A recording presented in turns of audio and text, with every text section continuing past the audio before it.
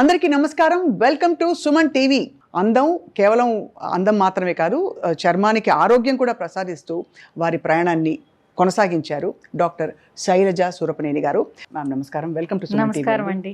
Sun screen ఎలా రాయాలంటే 2 finger method అంటారు అందరూ. ఎక్కడో చూశాను రీల్స్లోనే. ఇలాగే ఎలా రాస్తే బెస్ట్? సన్ స్క్రీన్ ఎప్పుడు రాయాలి? ముందు సీరం రాసేసి మాయిశ్చరైజర్ రాసి దాని మీద మేకప్ కూడా వేసిన తర్వాత వేస్తే మొత్తం అంతా జావజావ అయిపోతుంది. సో ఏం చేయాలి చెప్పండి మ్యామ్, ఎలా రాసుకోవాలి? సన్ స్క్రీన్ అనేది ఎప్పుడు కూడా చాలా మంది అనుకుంటారు 2 ఏళ్లతో రాయాలి, 1 ఏళ్లతో రాయాలి. ఏం అవసరం లేదు. మనం క్రీమ్ ఎలా రాసుకుంటామో చక్కగా పొదుపు అవసరం లేదమ్మా సన్ స్క్రీన్లో. ఓకేనా? చక్కగా సఫిషియంట్ ఇలా తీసుకుని ఎవరికన్నా నేను చూపిస్తాను. ఇప్పుడు ఫేస్ అనుకోండి, ఇలాగా మీరు అన్ని చోట్ల ఇలా పెట్టుకుంటారు డాట్స్ లాగా. ఫేస్కి చెప్తున్నానండి నేను.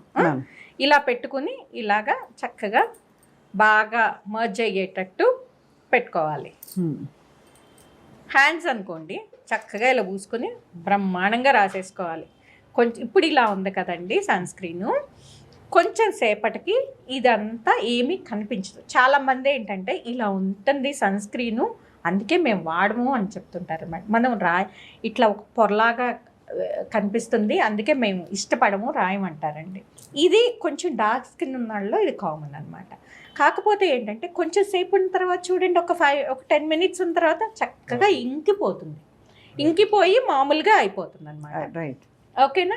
మనం ఇలా చూడంగానే మనం చాలా మంది ఏంటంటే డిస్కార్డ్ చేసేసి సన్ స్క్రీన్స్ అసలు జిడ్డుగా ఉంటుంది, ఒక లేయర్లే పట్టేస్తుంది అంటారు. కానీ అది కొంచెం సేపటికి ఇదంతా మన స్కిన్ లో కలిసిపోతుంది అనమాట. అండ్ ఇలా ఎన్నిసార్లు రాయాలి మ్యామ్ రోజుకి?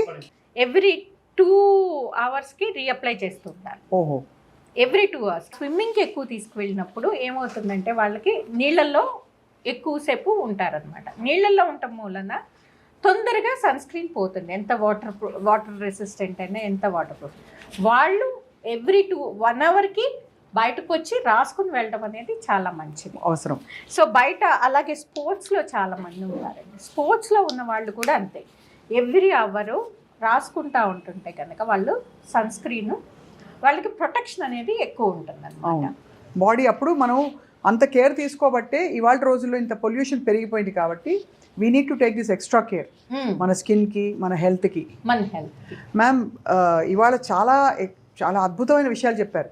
కొన్ని మనకు తెలుసని అనుకున్నాం, బట్ ఇవాళ రీఎన్ఫోర్స్ చేసి చెప్పారు. ఎస్పెషల్లీ స్కిన్ కేర్ గురించి మీరు చెప్పిన విషయాలు చూసే వాళ్ళకి చాలా నాటుకుపోయాయి. అంటే కాంప్లికేటెడ్గా చేసుకోకూడదండి స్కిన్ కేర్ అంటే. ఇప్పుడు కొరియన్ స్కిన్ కేర్ అంటే అసలు 7 steps, what is this non sense అండి.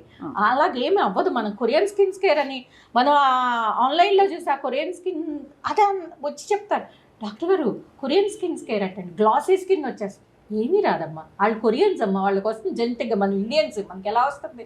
మనం వాళ్ళ ప్రొడక్ట్స్ అన్నీ తెచ్చివాడినా మనకి రాదు. అది బేసిక్ నాలెడ్జ్ ఉండాలి, అది తెలుసుకోవాలి.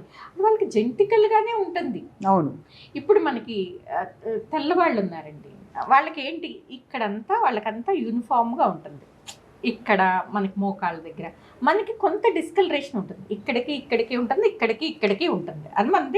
అది మన జెనెటిక్ నేచర్. అవునా కదా? చుట్టూతో నలుపు, ఫోర్ హెడ్ నలుపు, కళ్ళ కింద కొంచెం నలుపు అనేది అందరిలోనూ, కళ్ళ కింద కొద్దిగా నలుపు. మనని ఇలా చూస్తే ఆర్ యూ ఫ్రమ్ ఇండియా అని అడిగేవారు మమ్మల్ని మేము వెళ్ళినప్పుడు. సో మనం అనుకుంటే మనం ఇక్కడ ఉండాలనుకుంటే మనం భలే ఫెయిర్ అనుకునేదాన్ని.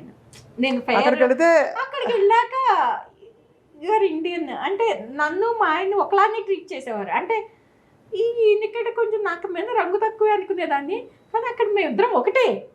మీరు రంగు తక్కువ కింద లెక్కే కాబట్టి అది మనం ఆ రియాలిటీలో ఉండాలని చెప్తున్నారు. రియాలిటీలో ఉండాలి.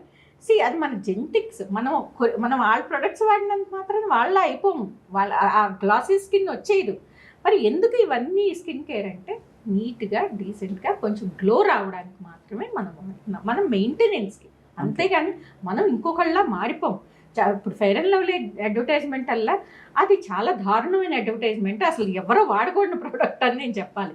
ఎందుకంటే అది ఎంత బాడీ షేమింగ్ అమ్మా. అది ఒకళ్ళు నల్లగా ఉంటే ఏదో ఆపర్చునిటీస్ రాలేదని, అది వాడాక తెల్లగా అయితే ఆపర్చునిటీస్ వచ్చినాయి అని, అలాంటి అడ్వర్టైజ్మెంట్. ఆ ప్రోడక్ట్ కూడా 6 వారాల్లో పనిచేయదు కదా అసలు it's very bad product.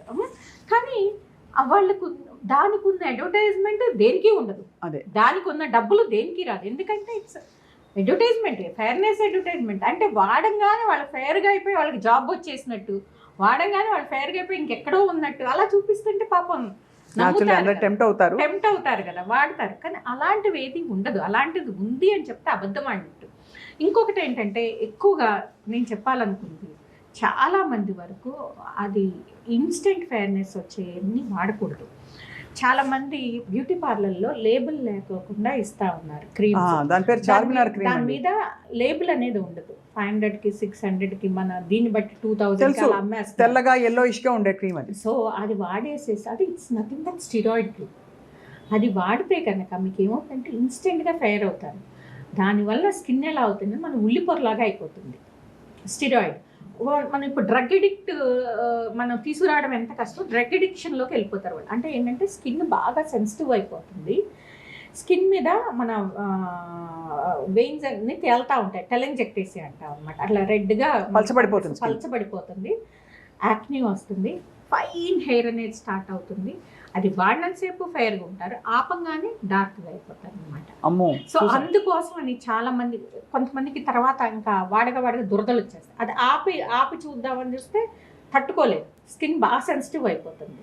So తట్టుకోలేరు, అది వాడితే కానీ అమ్మయ్య అనుకోరు. ఇప్పుడు డ్రగ్ అడిక్ట్స్కి డ్రగ్ ఆపేస్తే మళ్ళీ డ్రగ్ ఇవ్వగానే అమ్మయ్య అనుకుంటారు కదా, సేమ్ ఇలాగే అవుతుంది అనమాట. స్కిన్ కూడా అమ్మయ్య అనుకుంటుంది. సో అది ఇవ్వడం, అది దాంట్లోంచి మేము బయట తీసుకురావడం అనేది చాలా కష్టం. డ్రగ్ అడిక్ట్స్లోంచి డిఅడిక్షన్ తీసుకురావడం ఎంత కష్టమో ఇది కూడా అంత కష్టం అనమాట.